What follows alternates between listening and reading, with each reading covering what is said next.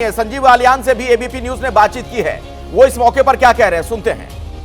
प्रधानमंत्री नरेंद्र मोदी ने भारत रत्न का ऐलान कर दिया है। चौधरी चरण सिंह का नाम है, उसके अलावा पीवी नरसिम्हा राव का नाम है और स्वामीनाथन जो किसानों को लेकर के अपनी रिपोर्ट जिनका जो अक्सर जिक्र होता रहता है, उनके लिए भी भारत रत्न का ऐलान किया गया है। संजीव बालियान जी हमारे साथ में। संजीव जी, दो भारत रत्न ऐसे लोगों के लिए जिनके लिए कहा जाता है कि वो किसानों के मुद्दे लगातार उठाते रहे हैं, और वहीं पीवी नरसिम्हा राव पूर्व प्रधानमंत्री।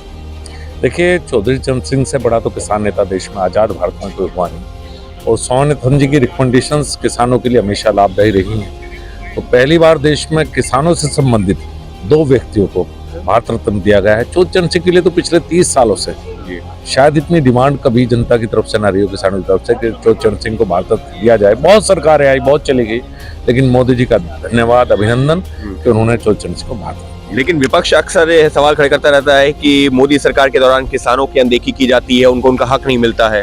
देखिए, विपक्ष है, उनका काम तो कहना है, लेकिन किसानों के लिए सरकार में बहुत काम हुआ है, और आज मैं उन बातों पर नहीं जाना चाहता।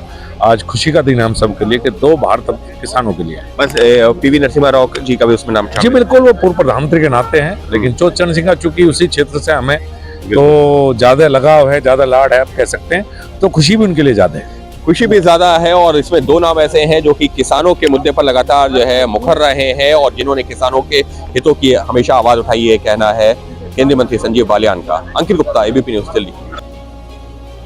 संजीव बालियान को भी आपने सुना। और राकेश जी, सीधे तौर पर ऐसा लग रहा है, खास तौर पर जो चौधरी चरण सिंह जी वाली बात हो रही है बार बार, इसका आने वाले चुनाव में बीजेपी को बड़ा फायदा इस पूरे इलाके में, इस पूरी बेल्ट में होने जा रहा है।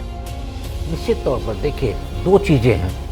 पहला ये है कि चौधरी चरण सिंह को जो टाइमिंग को लेकर बात की जा रही है, सच्चाई है, वो टाइमिंग पे सवाल उठेगा कि ऐसे समय पर क्यों दिया जा रहा है। दूसरा, अभी जो जयंत जी का ट्वीट आया कि दिल जीत लिया, तो मैं अब ये कहूँगा कि उससे आगे ये है कि अब दल मिल के जीतेंगे पश्चिम उत्तर प्रदेश।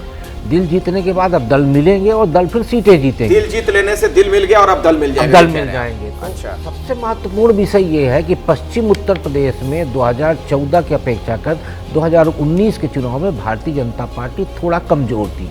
भारतीय जनता पार्टी का इस बार जो टारगेट है 80 सीटों का उत्तर प्रदेश में, तब वो 400 सीटों का लक्ष्य हासिल कर पाएंगे। तो छोटे छोटे दल जब तक साथ में नहीं आएंगे, तब तक उत्तर प्रदेश का रिजल्ट सकारात्मक नहीं आएगा। और राष्ट्रीय लोक दल के साथ गठबंधन उसी कड़ी का एक हिस्सा है, और 27 सीटों में अभी 16 सीटें हैं, और मुझे लगता है जो सर्वे आ रहे वो 22 तक ले जा रहे हैं। और इस तरीके से छोटे दल यदि इनके साथ आ गए तो वो 27 के आसपास का जो आंकड़ा है, उस आसपास के आंकड़े तक ले जाने में भाजपा को मदद करेगी। बिल्कुल।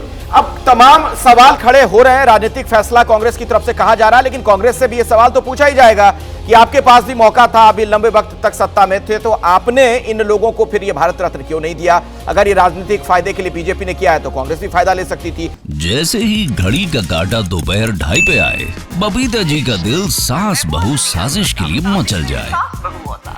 और ये है इनकी बहू, पूरे दिन ऑफिस की टेंशन हो जाए गॉन जब ये करें अपना फेवरेट शो फ्री टाइम पे ऑन।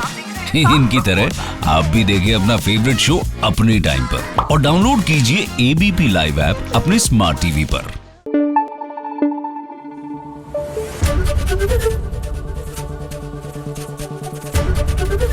एबीपी न्यूज आपको रखे आगे।